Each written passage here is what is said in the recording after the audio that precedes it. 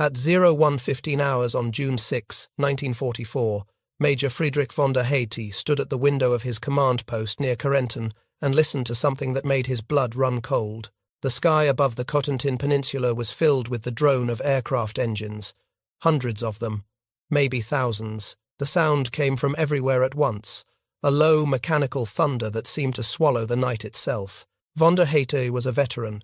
He had jumped into Crete in 1941. He had fought in North Africa with the Ramke Brigade.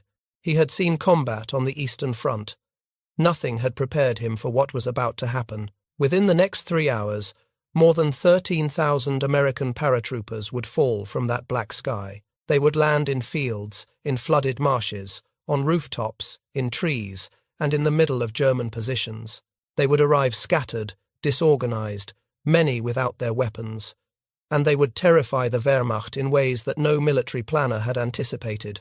What von der Heydte did not know, what no German officer could have predicted, was that the very chaos of this airborne assault would become its greatest weapon.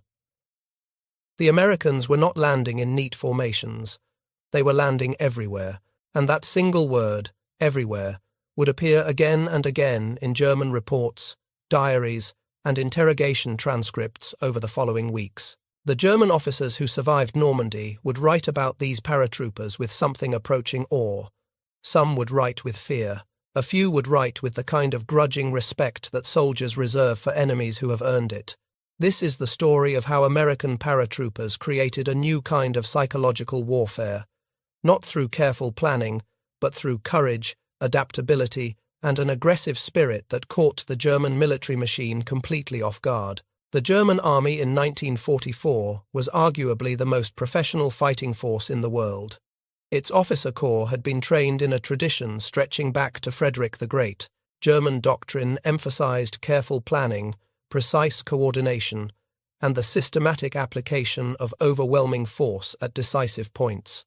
The Wehrmacht had conquered Poland in 27 days. France fell in 6 weeks. The German military machine had rolled across Europe with a precision that seemed almost mechanical. But there was a vulnerability hidden inside this very strength. German military thinking depended on understanding the enemy. It required knowing where the enemy was, what he intended to do, and how he would try to do it. German officers were trained to read the battlefield like a chess master reads a chessboard, anticipating moves, calculating responses, maintaining control. The American paratroopers who landed in Normandy shattered this approach entirely, not because they were better trained, not because they had superior weapons, but because they did something the Germans could not comprehend. They fought effectively in complete chaos.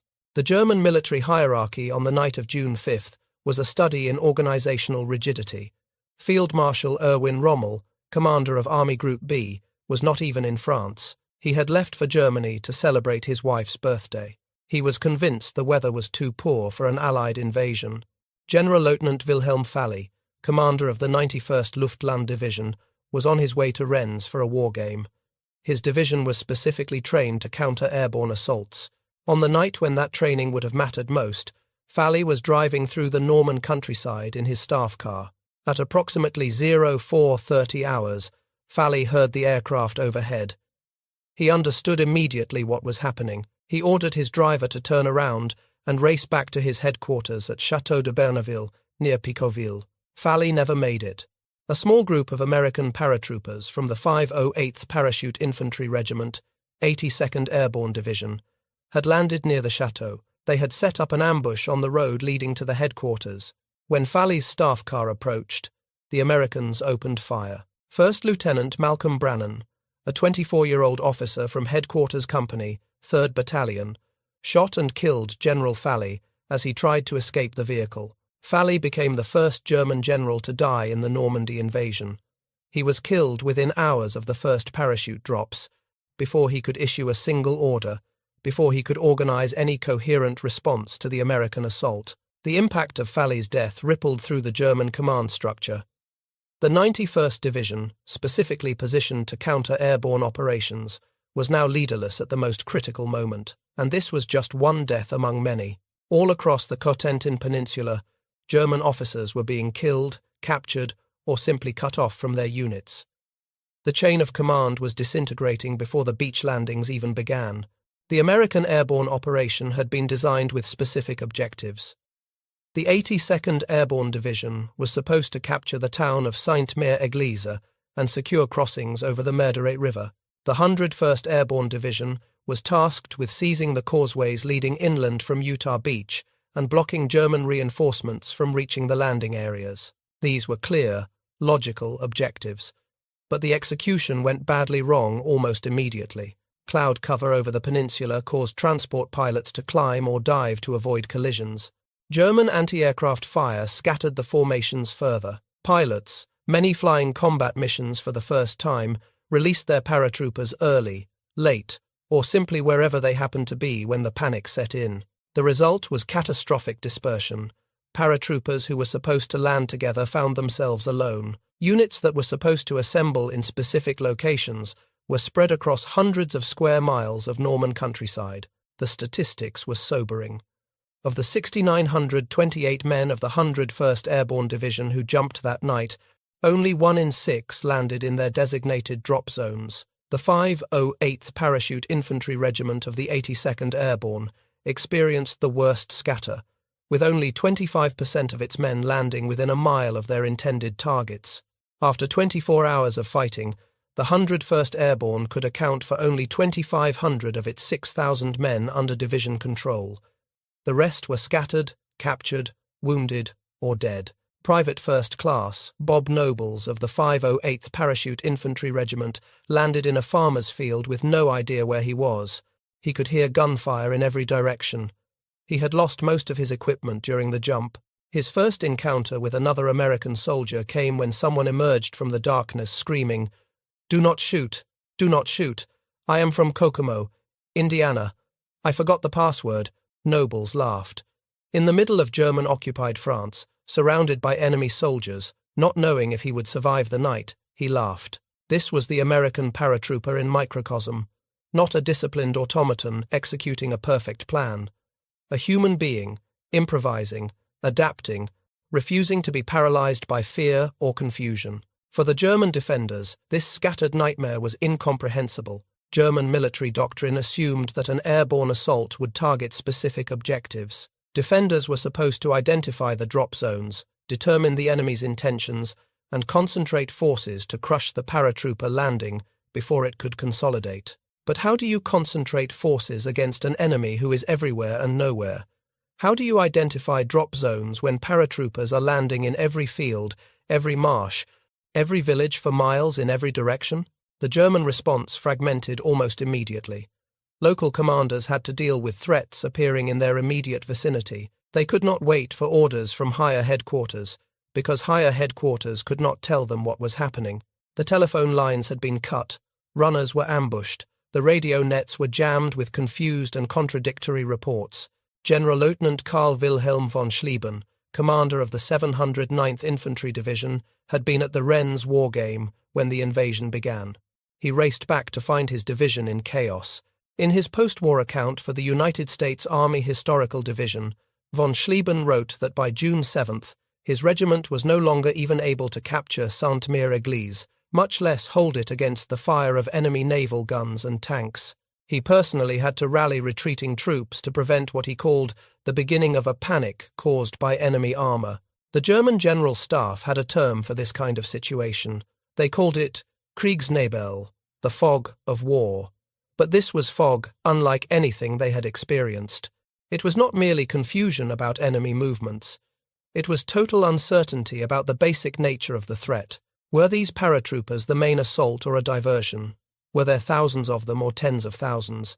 Were they targeting Cherbourg or Carentan, or some objective that had not yet become apparent? In the absence of clear information, German commanders hesitated, and hesitation in war is often fatal. The 7th Army headquarters received its first reports of parachute landings at approximately 01:30 hours. General Friedrich Dollmann, the army commander, was in Rennes attending the war game that had drawn so many senior officers away from their posts. He did not return to his headquarters until after dawn. The timing of this war game was catastrophic for the German defense. Approximately half of all division commanders in the Cotentin Peninsula were away from their posts when the American paratroopers began landing. A quarter of all regimental commanders were similarly absent. The war game had been scheduled to test German responses to an Allied invasion. Instead, it ensured that the actual invasion would face a decapitated command structure. Von Schlieben later wrote that he had left for Rennes late in the afternoon of June 5, together with the commander of the 739th Grenadier Regiment. When the invasion began, they were miles from their divisions, unable to issue orders, unable to coordinate responses, unable to do anything except race back through the Norman night, hoping to reach their commands before it was too late. In Dolman's absence, the 7th Army Chief of Staff, General Major Max Pemsel, tried to make sense of the fragmentary reports flooding in. Paratroopers had been sighted near Sainte-Mère-Église. Paratroopers had been reported south of Carentan. Paratroopers were supposedly landing near Montebourg, near Valognes, near dozens of other locations across the peninsula. Pemsel was convinced this was the real invasion. He telephoned General Gunther Blumentritt at OB West headquarters and insisted that Normandy was the main Allied effort. Blumentritt reported to Field Marshal von Rundstedt, who dismissed the assessment. Normandy, von Rundstedt declared, was merely a diversion. The real invasion would come at Calais. This disagreement at the highest levels of German command paralyzed the response for critical hours. Pemsel was right. Von Rundstedt was wrong, but by the time the truth became undeniable, the Americans had already established their foothold. The dummy parachutists that the Allies had dropped added to the confusion. These were small mannequins, weighted and fitted with parachutes, designed to draw German attention away from the real drop zones. When they hit the ground, explosive charges simulated gunfire. German units wasted precious hours responding to these phantom threats. By the time Pemsel understood that the main American effort was concentrated on the eastern side of the Cotentin Peninsula, it was too late to mount an effective response. The paratroopers had already seized key positions. The beach landings had begun. The German defensive plan was in shambles. The failure of German command and control on D-Day was not simply a matter of bad luck. It was the result of a deliberate American strategy, though not entirely the strategy that had been planned. The planners who designed the airborne operation had intended for paratroopers to land in concentrated groups, seize specific objectives, and hold them until relieved by forces from the beaches. The scattered drops that actually occurred were considered a failure at the time, but the chaos served American purposes, even if it was not intended. The German military was organized to respond to identified threats in specific locations. When threats appeared everywhere simultaneously, the response mechanism broke down. First Lieutenant Richard Winters of Easy Company, 506th Parachute Infantry Regiment, 101st Airborne Division, landed in a field near Sainte-Marie-du-Mont at approximately 01:20 hours. Like most paratroopers that night, he found himself alone and disoriented. Winters was 26 years old, a farm boy from Lancaster County, Pennsylvania. He had never been in combat before. The aircraft carrying his company commander and most of the company headquarters staff had been shot down. Every officer senior to Winters in Easy Company was either dead or missing. Within hours, Winters would lead one of the most celebrated small unit actions of the entire war. By dawn, Winters had gathered approximately a dozen men from various units. His battalion commander ordered him to deal with a German artillery battery that was firing on Utah Beach. The battery was located at a position called Brecourt Manor, about 300 meters from the American assembly point. Winters conducted a quick reconnaissance. He found 4 German 105mm howitzers, connected by a trench system and defended by approximately 60 soldiers with multiple machine gun positions. He had 12 men. Winters divided his small force into assault and support elements. He positioned machine guns to provide covering fire. He sent 3 men to flank the first gun position with grenades. Then he personally led the assault down the trench line. The attack was textbook in its execution, and the textbook was being written in real time. Winters and his men took the first gun, then the second, then the third. Reinforcements arrived from Dog Company under 2nd Lieutenant Ronald Spears. Together, they took the 4th gun. By the end of the assault, approximately 23 men had participated. The entire action lasted approximately 3 hours. Winters's group killed 15 German soldiers, wounded many more, and captured a map showing the positions of all German artillery in the Cotentin Peninsula. That map would prove invaluable to American forces. The suppression of the battery allowed troops landing at Utah Beach to move inland with far fewer casualties than they might otherwise have suffered. Winters was recommended for the Medal of Honor. He received the Distinguished Service Cross instead, due to a policy limiting Medal of Honor awards to one per division for the invasion. What made Bracourt Manor significant was not just its tactical success, it was the way Winters adapted to impossible circumstances. He had no heavy weapons, no air support, no numerical advantage. He had a handful of men, most of whom he had never worked with before, and he attacked anyway. This aggressive spirit appeared again and again across the Cotentin Peninsula on June 6th. Small groups of American paratroopers, cut off from their units and their leaders, did not go to ground and wait for rescue. They attacked. In the town of Sainte-Mère-Église, paratroopers from the 505th Parachute Infantry Regiment seized control before dawn. The town was the first in France to be liberated by American forces. The assault was not coordinated. It was not planned. It happened because individual soldiers saw an opportunity and took it. Lieutenant Colonel Edward Krauss led a small group into the town centre at approximately 0400 hours. His men had landed scattered throughout the surrounding area. Most had lost their equipment bundles. Some had only pistols and knives. They took the town anyway. German defenders were killed or captured before they could organize resistance. The swastika flag was pulled down from the town hall. An American flag, which one sergeant had carried folded inside his jump jacket, was raised in its place. This was not how invasions were supposed to work.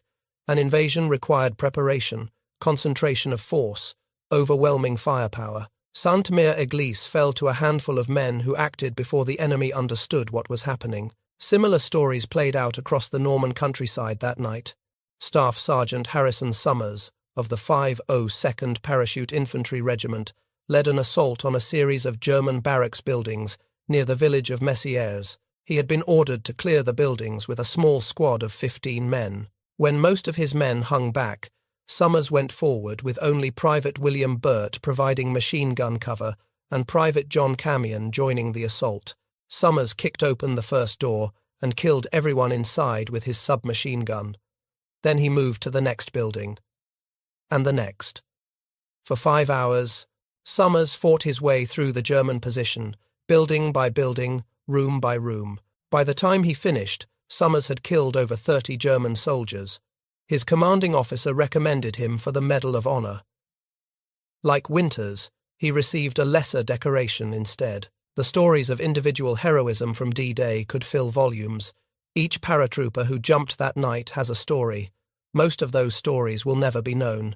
The men who could tell them are gone, and they took their memories with them. What survives is the cumulative record, and that record tells a consistent story of men who refused to accept that their situation was hopeless. The German officer corps had been trained to expect rational behavior from their enemies. An outnumbered force should seek to preserve itself. A scattered force should attempt to consolidate before engaging. An isolated force should defend until relieved. The Americans did none of these things. Major Friedrich von der Heydter had his own encounter with American aggression beginning on June 6th.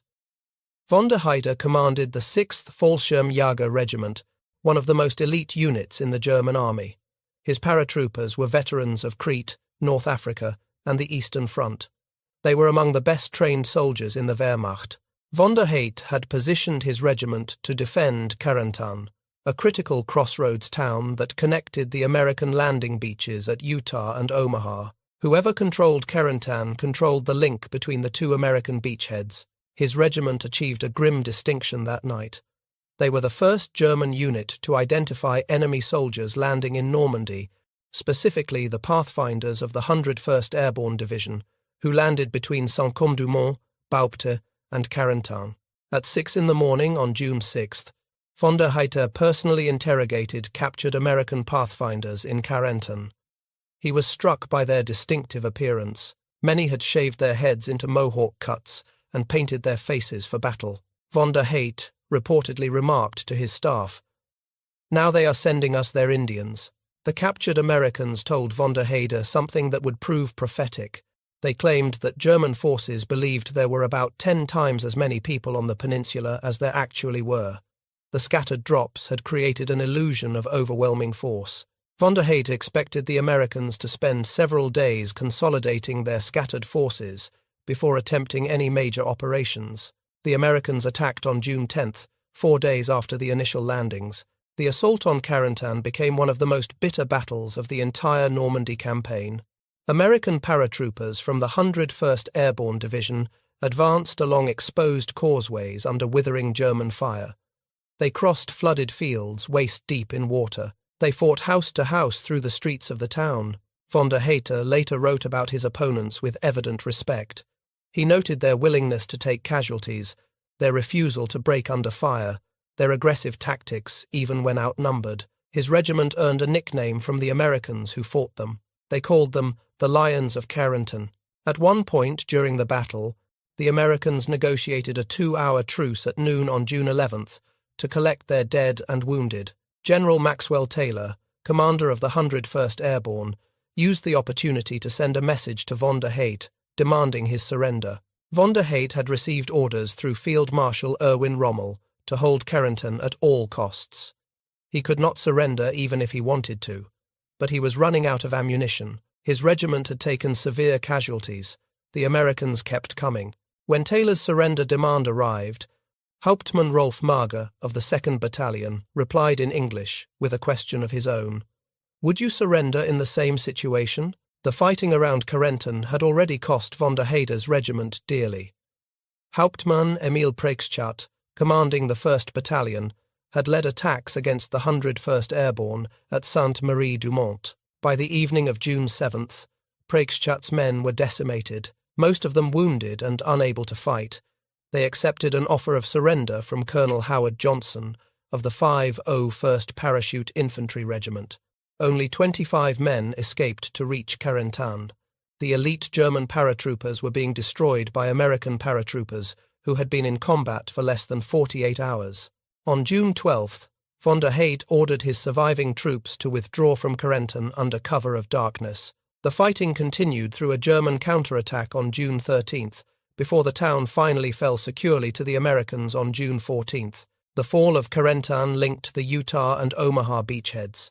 The American position in Normandy was now secure, and von der Heydte's elite paratroopers had been pushed back by men who had been in combat for less than a week. The German 7th Army kept detailed records of the Normandy campaign. These records included after-action reports, intelligence summaries, and the personal observations of officers at all levels of command. These documents reveal a military organization struggling to understand an enemy that did not behave as expected. German intelligence officers compiled analyses of American tactics. They studied captured documents. They interrogated prisoners. They tried to find patterns that would allow them to predict American behavior. They largely failed. A German report dated June 20th, 1944, known as the von Rundstedt Report, number 505044, attempted to summarize what had happened. The document noted that only in the American bridgehead north of Carentan were the enemy airborne troops compressed in the direction of the coastal defense after tough fighting for days. The phrasing revealed the German frustration. They had expected to crush the paratroopers quickly. They had fought for days merely to contain them. The American paratroopers did not follow predictable patterns because they were not trying to follow patterns. They were trying to accomplish objectives. When one method did not work, they tried another. When conditions changed, they adapted. They were guided by goals rather than procedures. This goal-oriented approach was second nature to American soldiers. It was how they had been raised. American culture in the 1930s and 40s emphasized practical problem-solving. The men who became paratroopers had grown up tinkering with machines, improvising solutions, figuring things out for themselves. They brought this mentality to warfare, and it drove their German opponents to distraction. Certain themes appear repeatedly in German documents when discussing American paratroopers. The word aggressive appears constantly. German officers noted that American paratroopers attacked when any reasonable assessment suggested they should defend. They took risks that seemed foolhardy. They pressed forward despite casualties that would have caused other units to fall back. The word unpredictable appears almost as often. German intelligence officers complained that American paratrooper units did not behave according to rational military principles. They did not wait for their supply lines. They did not pause to consolidate. They did not seem to care that they were outnumbered or surrounded. Perhaps most significantly, the German reports noted the quality of American junior leadership. In the Wehrmacht, decisions flowed from the top down. Officers gave orders. Soldiers executed them. Initiative at the lower ranks was not encouraged. American paratroopers operated differently.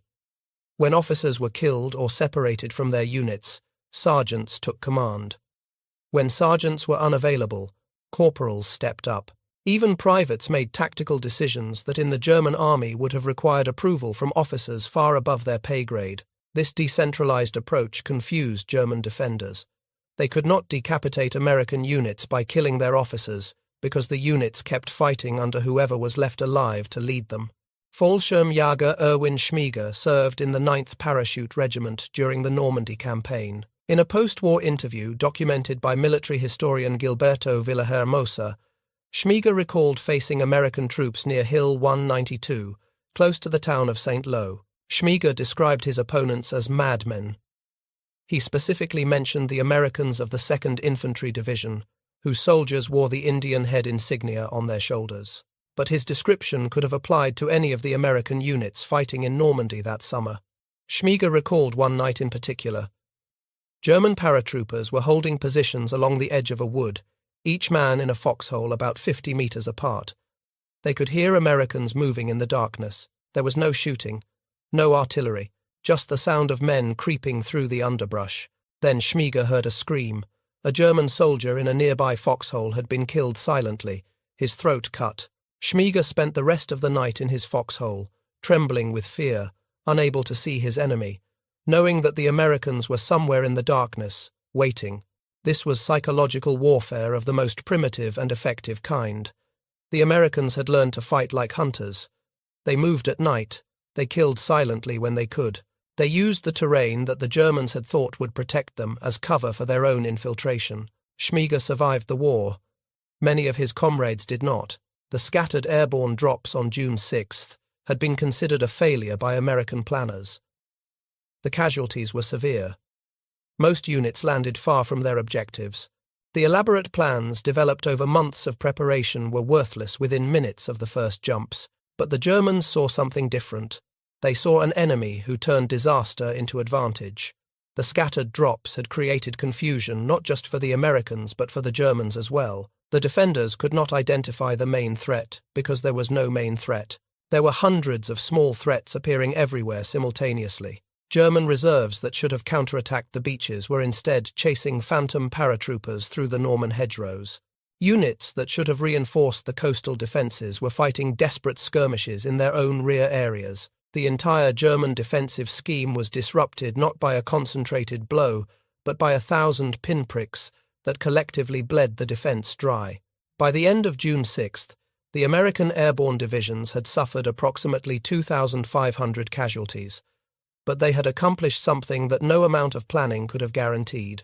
They had paralysed the German response at the most critical moment of the invasion. The days that followed, June 6th, brought even more intense fighting. The Norman hedgerows, ancient earthen walls topped with thick vegetation, turned every field into a potential fortress. German defenders used these natural barriers to slow the American advance to a crawl. The paratroopers who had survived the initial drop now found themselves fighting a different kind of war. This was not the mobile warfare of airborne assault. This was grinding, brutal combat measured in yards rather than miles. The hedgerow fighting tested American soldiers in ways that nothing in their training had prepared them for. Visibility was measured in feet. Enemies could be hidden on the other side of a wall just meters away. Every advance required clearing fields one at a time, often at terrible cost. The German defenders fought with skill and determination. Many were veterans of the Eastern Front, hardened by years of combat against the Soviets. They knew how to use terrain. They knew how to set ambushes. They knew how to exact a heavy price for every inch of ground. But the American paratroopers adapted. They developed new tactics for hedgerow fighting. They learned to work with tanks, using explosives to blast gaps in the earthen walls. They learned to coordinate artillery with infantry assaults. They learned to move at night, infiltrating German positions in the darkness. The German officers who faced them noted this adaptability with concern. The Americans they fought in late June were not the same soldiers who had landed on June 6th. They were harder, more experienced, more dangerous. The German army did not forget the lessons of Normandy. Neither did the American paratroopers. When Hitler launched his final offensive in the West in December 1944, the German attack drove a massive bulge into American lines in the Ardennes region of Belgium. German panzer divisions raced toward the critical crossroads town of Bastogne. The Americans rushed the 101st Airborne Division to hold the town. These were many of the same men who had jumped into Normandy 6 months earlier. They arrived in Bastogne on December 19th, just hours before German forces surrounded the town. For the next week, the paratroopers held Bastogne against everything the Germans could throw at them. They fought in freezing temperatures with inadequate supplies of ammunition, food, and medical equipment. They were outnumbered, outgunned, and completely cut off from relief. On December 22nd, German officers approached American lines under a flag of truce. They carried a surrender demand for the American commander.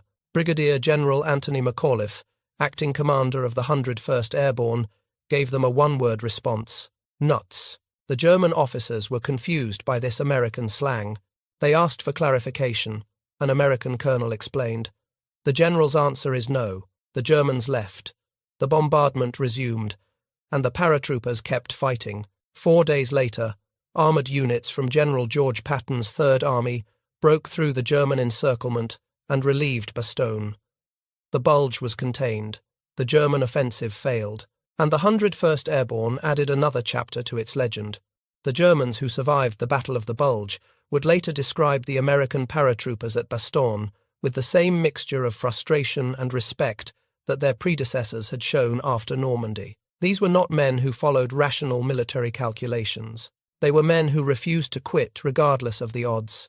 The creation of American airborne forces had been controversial from the beginning. In 1940, the United States Army had no paratroopers. The concept of vertical envelopment, dropping soldiers behind enemy lines by parachute, had been developed by the Soviets in the 1930s. The Germans had used airborne forces to spectacular effect in their conquest of Norway, the Low Countries, and Crete. American military leaders watched these developments with interest but skepticism. Airborne operations were expensive. Training paratroopers required specialized equipment and extensive time. The casualty rates in combat jumps were frightening. Many senior officers questioned whether the benefits justified the costs. General George Marshall, Chief of Staff of the Army, believed they did. He authorized the formation of a test platoon at Fort Benning, Georgia, in June 1940. The platoon consisted of 50 volunteers from the 29th Infantry Regiment. On August 16, 1940, Lieutenant William Ryder became the first American officer to make an official military parachute jump. Private William King was the first enlisted man to jump. According to accounts from the time, King only became first because the soldier ahead of him in line refused to go. The parachute age of the American military had begun. What followed was one of the most intensive training programs in military history. Paratrooper candidates were pushed to their physical and psychological limits. They ran for miles every day. They practiced hand-to-hand combat. They learned to pack their own parachutes, knowing that a mistake could cost them their lives. The training took place at a brutal pace. Candidates completed a 3-week course that compressed months of normal infantry instruction into 21 days of constant physical and mental pressure. Every day began before dawn with runs that grew progressively longer. 5 miles became 10 miles, 10 miles became 20.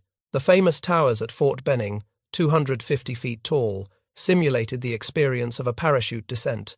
Men were lifted to the top, attached to a parachute harness, and dropped. The experience taught them to manage the opening shock and to land without breaking bones.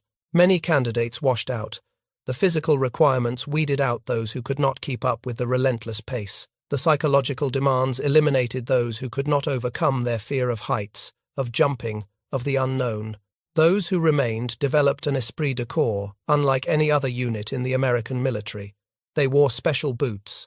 They received extra pay. They earned the silver wings of qualified paratroopers only after completing 5 successful jumps. The men who survived this training developed a sense of superiority that bordered on arrogance.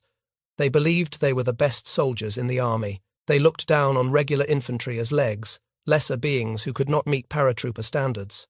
This pride served a purpose. Men who believed they were elite fought like elite soldiers.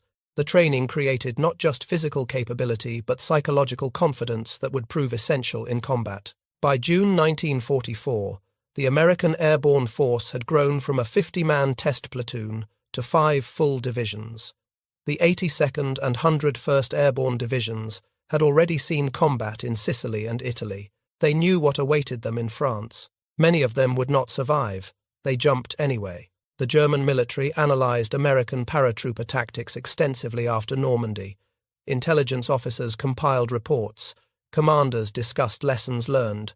The Wehrmacht adapted its defenses to counter future airborne operations. But there was one element of American paratrooper effectiveness that the Germans could not replicate or counter. It was not a weapon or a tactic. It was a mindset. American military culture in World War II emphasized individual initiative in ways that German culture did not.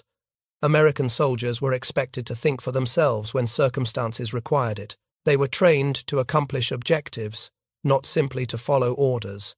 This difference became critical in airborne operations, where the chaos of combat jumps routinely separated men from their leaders and units from their plans. German soldiers in similar circumstances often waited for orders that never came. American soldiers improvised. The German term for this quality was Auftragstaktik, mission-oriented tactics. Ironically, German military theorists had pioneered this approach in the 19th century. But by World War II, the German army had become increasingly rigid and centralized under Hitler's control. The Americans, without knowing the German terminology, had adopted the German theory and carried it further than the Germans themselves. Friedrich von der Heydte survived the war. He was captured during the Battle of the Bulge after leading a failed German paratrooper operation behind American lines. He later served in the West German Army during the Cold War and became a professor of political science. In 1948, while held at Allendorf prisoner of war camp, von der Heydte wrote a detailed account of his regiment's operations for the United States Army Historical Division. The document, known as Foreign Military Studies Manuscript B, 839, remains one of the most important German primary sources on the Normandy campaign. In this account, von der Heydte reflected on his experiences fighting American paratroopers. He gave them credit for their courage and their tactical flexibility. He acknowledged that they had surprised him. Not once, but repeatedly. Von der Heydte had expected the Americans to fight like Europeans. He had expected them to follow the same military logic that he followed, the same calculations of risk and reward, the same rational assessments of what was possible and what was foolish. The Americans refused to cooperate with his expectations. They attacked when they should have defended. They advanced when they should have retreated. They fought as individuals when their units fell apart, and they fought as units when their leaders fell. They would not quit. Von der Heydte was a thoughtful man. He spent considerable time after the war analyzing what he had experienced. He concluded that the American approach to warfare was fundamentally different from the European tradition. European armies, including his own, treated war as a science. There were principles to be followed, calculations to be made, rules to be observed. Victory went to the force that applied these principles most effectively. The Americans treated war as a problem to be solved. When one approach did not work, they tried another. When their leaders were killed, new leaders emerged. When their plans fell apart, they made new plans. They were practical in a way that seemed almost careless to professionally trained officers. But this practicality, this willingness to improvise, gave them an advantage that no amount of training or discipline could match. They were unpredictable, and unpredictability is a weapon in itself. Von der Heydte's post-war writings influenced a generation of German military thinkers. His analysis of American tactics was studied in military academies. His conclusion, that the Americans had won not through superior resources alone but through a superior mindset, challenged assumptions that had guided European military thinking for centuries. This stubborn refusal to acknowledge defeat, This aggressive spirit that seemed almost irrational to German observers was not something that could be taught in military academies. It came from somewhere deeper. Perhaps it came from the volunteer nature of the airborne forces. Every American paratrooper had chosen to be there. They had volunteered for the army, then volunteered again for the paratroopers, then volunteered a third time for combat. These were men who ran toward danger rather than away from it. Perhaps it came from American culture itself. The soldiers who jumped into Normandy had grown up during the Depression. They had learned resilience the hard way. They had developed an optimistic stubbornness that refused to accept limitations. Perhaps it simply came from the knowledge that they were fighting for something worth dying for. The men of the 82nd and 101st Airborne Divisions knew what the Nazis represented. They knew what would happen to Europe if Hitler won. They jumped into the darkness anyway. The German officers who wrote about American paratroopers after the war were trying to understand something that defied their categories. These were not the best equipped soldiers in the world. They were not always the best trained. They certainly were not the most numerous. But they were something that the German military had not encountered before. They were Americans. They came from farms in Iowa and factories in Detroit. They came from the hills of Appalachia and the streets of Brooklyn. They came from every background and every circumstance that a vast and diverse nation could produce. And when they jumped from those C-47 aircraft into the darkness over Normandy, they carried with them something that no German bullet could destroy. They carried the belief that they would win. That belief, that ferocious optimism in the face of impossible odds, was what the German officers sensed when they wrote their reports. It was what Schmieger felt when he trembled in his foxhole waiting for the Americans in the darkness. It was what von der Heide confronted at Carentan when his elite paratroopers were pushed back by men who had never seen combat before D-Day. The German word for it might be Kampfgeist, fighting spirit. The American word for it was simpler, guts. The legacy of the American paratroopers who fought in World War II extends far beyond their tactical achievements. The 82nd Airborne Division has remained on active duty from 1942 to the present day. It has deployed to every major American military engagement since Normandy. Its soldiers have jumped into combat in Korea, Vietnam, Grenada, Panama, Iraq, and Afghanistan. The 101st Airborne Division transitioned to an air assault role in the 1970s. It remains one of the most deployed divisions in the American Army. The Screaming Eagle patch worn by soldiers at Utah Beach in 1944 is still worn by soldiers serving around the world today. More importantly, the paratroopers of World War II established a tradition of aggressive, flexible, mission-oriented warfare that continues to influence American military doctrine. The lessons learned at Brecourt Manor are still taught at West Point. The spirit that held Bastogne is still instilled in every soldier who earns the parachutist badge. The German officers who feared American paratroopers were right to do so. These were not ordinary soldiers. They were volunteers who had endured brutal training to earn the right to jump from aircraft into combat. They were men who had accepted that their missions would often require them to fight outnumbered, surrounded, and cut off from support. They were men who believed in themselves and in each other. And that belief made them dangerous in ways that the German military machine could not predict or counter. When historians look back on the Normandy invasion, they often focus on the massive scale of the operation, the thousands of ships, the hundreds of thousands of soldiers, the elaborate deception plans and logistical preparations. These elements were crucial. Without them, the invasion could not have succeeded. But the invasion also succeeded because 13,000 young Americans jumped from aircraft in the middle of the night into a country they had never seen, to fight an enemy they had never faced, with no guarantee that they would survive until sunrise. The exact numbers were recorded. The 101st Airborne Division put 6,928 paratroopers into the air aboard 432 C-47 transport aircraft. The 82nd Airborne Division sent 6,420 men aboard 369 aircraft. Together, they constituted the largest airborne assault in history up to that point. By the end of June 6th, they had suffered approximately 2,499 casualties. 182 men of the 101st were confirmed killed. 156 men of the 82nd died. Hundreds more were wounded. Hundreds more were missing, their fates unknown.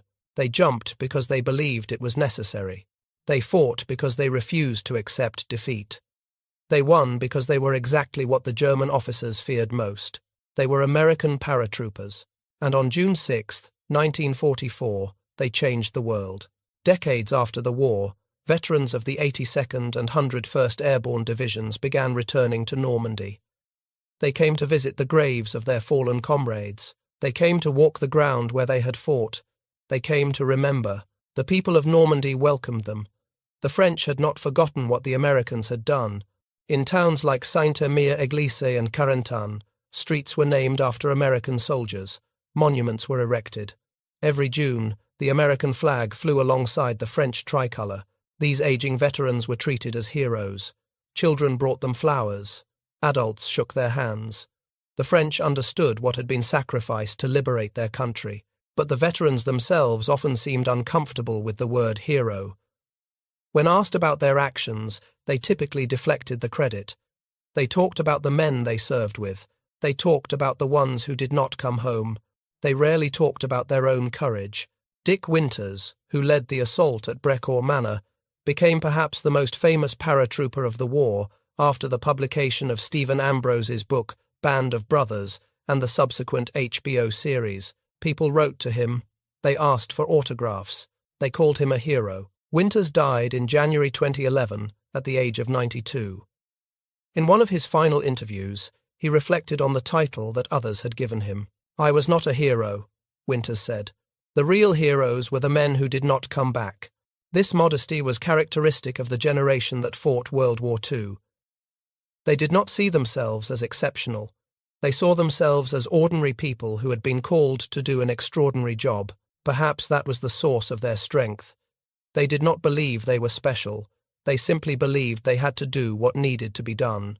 The German officers who faced them in Normandy might have been surprised to learn how the Americans viewed themselves.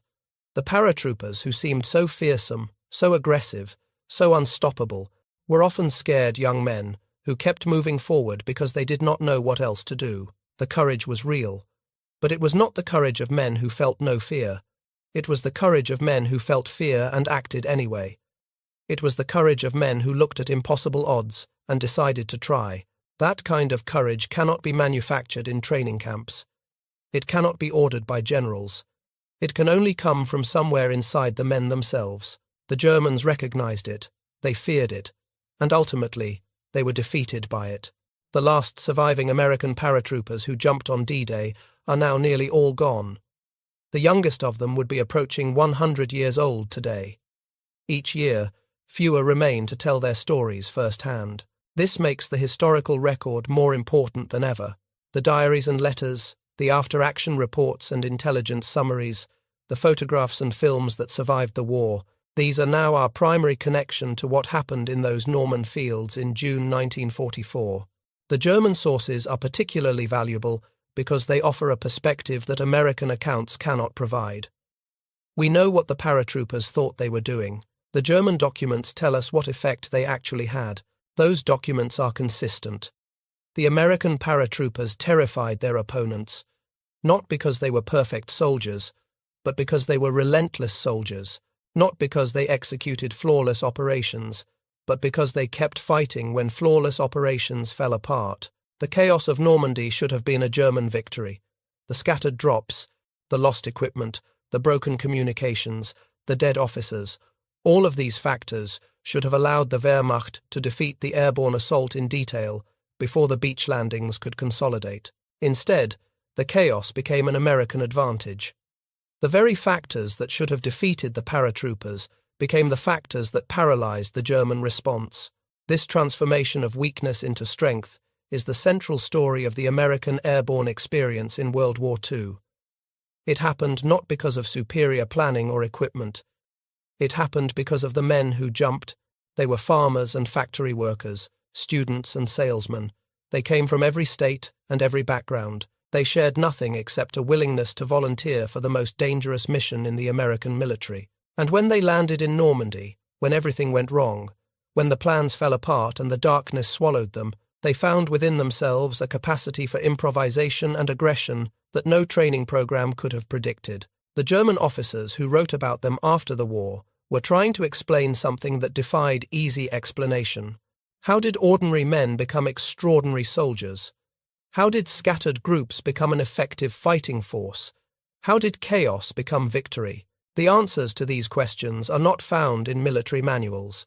They are found in the human spirit, in the determination that refuses to accept defeat, in the adaptability that finds solutions when problems seem insurmountable, in the courage that acts when acting seems impossible. These qualities are not uniquely American. They appear in soldiers of every nation in moments of crisis. But in June 1944, in the fields and hedgerows of Normandy, American paratroopers demonstrated them with a consistency that their German opponents had never encountered. The result was a victory that changed the course of the war and the course of history. If this story resonated with you, please take a moment to like this video. It helps us share more stories from the Second World War that deserve to be remembered. Subscribe to stay connected with these histories. Hit the notification bell so you never miss when we share a new video. Leave a comment below telling us where you are watching from. Our community spans the globe, from Texas to Tasmania, from London to Lagos. Whether you are a veteran, a history student, or simply someone who believes these stories matter, you are part of something meaningful here. Thank you for watching, and thank you for keeping the memory of these men alive.